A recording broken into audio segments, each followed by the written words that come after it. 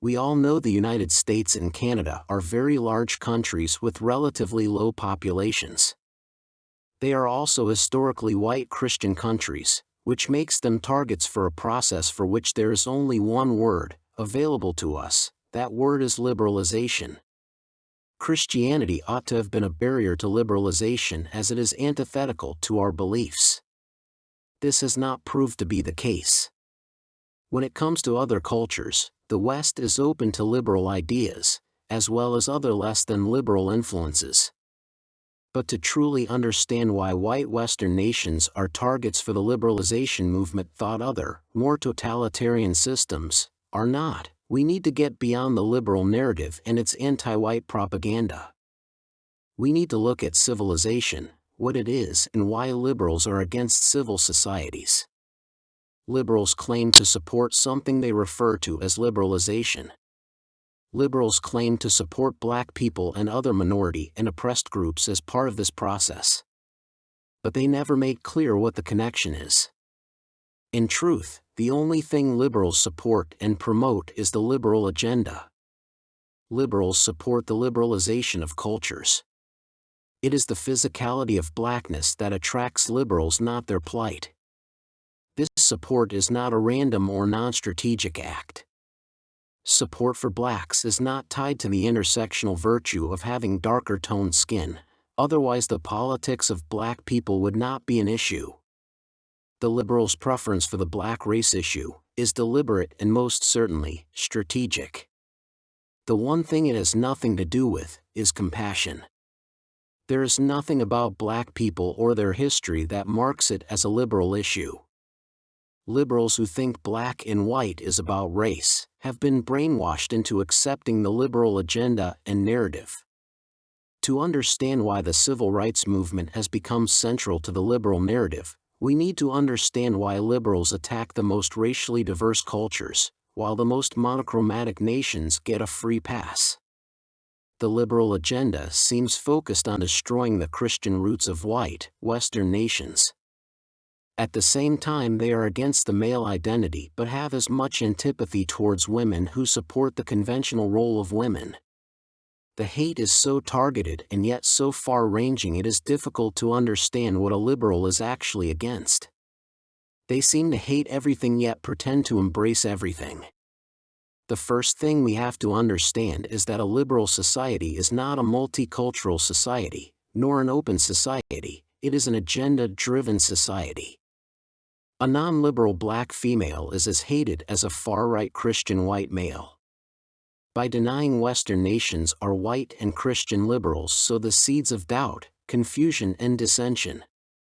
They do not care what the West is any more than they care what befalls black people or other minorities.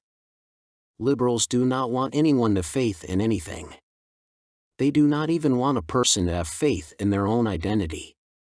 The trans movement is all about identity being fluid. People do not have an identity to believe in and build on. Our identity is just a product we buy and replace at our leisure. The purpose of sowing doubt is to create a situation of uncertainty and fear. If the people are not strong, they need strong leaders. Weak people create a culture defined by the power of the state. White Christian culture was created by strong men with strong beliefs. White culture was a confident culture. Britain was for a period the epitome of a civilized nation. But the West lost the understanding of what it means to be a civilized nation. We have been corrupted by the power of wealth. Liberals have pushed through their agenda by using the liberal algorithm. Throw doubt on everything that is not at the mercy of the wealthiest. Liberalism is at root a capitulation to the power of wealth. It is the process by which doubt in our own value and the values of our faith is pushed upon us, which has to be defeated, not a political party.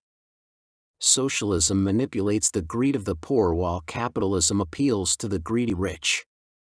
At both ends of the liberal spectrum is avarice.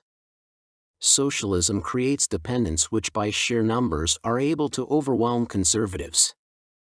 But the very wealthy have too much power in the West to permit either the masses to dictate the agenda, or for conservatives to turn back the liberal agenda. The process that worked in Russia and China and elsewhere for liberals had to be modified to overcome the white middle class of Western nations. The first item on the liberal agenda was to throw doubt on conservative values.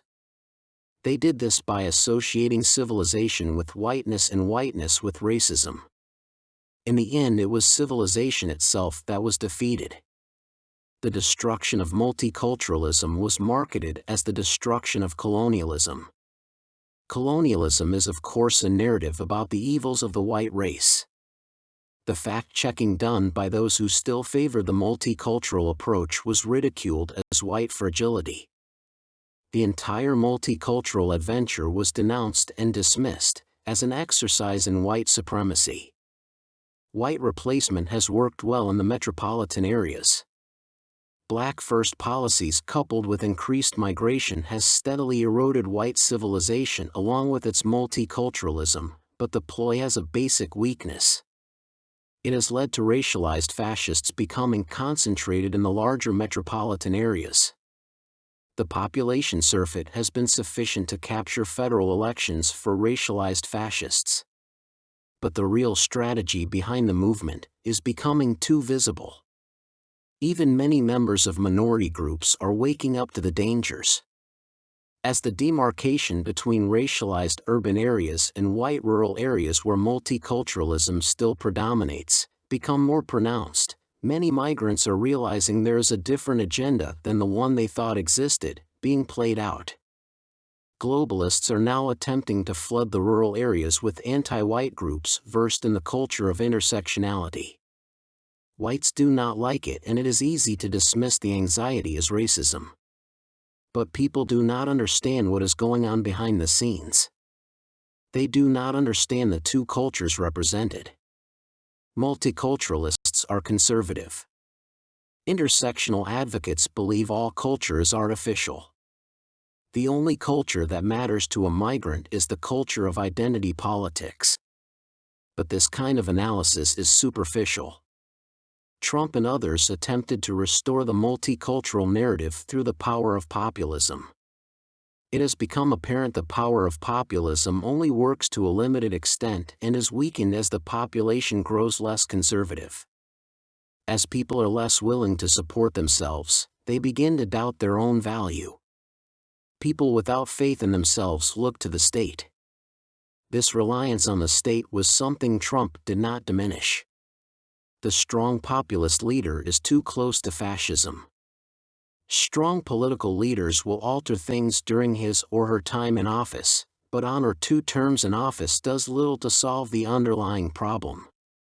If conservatives and liberals both advocate much the same kind of policies, where do we draw the line between them? The cultural divide is not just a question of when do we draw a line, but where. We know the time to stop compromising and retreating is now. But what defines the line we will not cross? Where do we draw the line between us and them? We cannot defend our culture or way of life, nor our wives and children if we have no rights to our labor. If we are funding the fight against us, we are beaten before we begin. Multiculturalism is not just about cultures living side by side, it is each surviving on its own merits, or dying and fading out of sight. This is what liberals hate. The rights of labor is the line. But labor is not a subjective term. The rights of labor are attached to a community. Labor must stop permitting their rights to be compromised by perverse ideas such as human rights and mythical creatures such as we the people. There are people who have community and there are people who do not. Labor builds community and liberals consume the fruits others produced. There are no other groups we need to consider.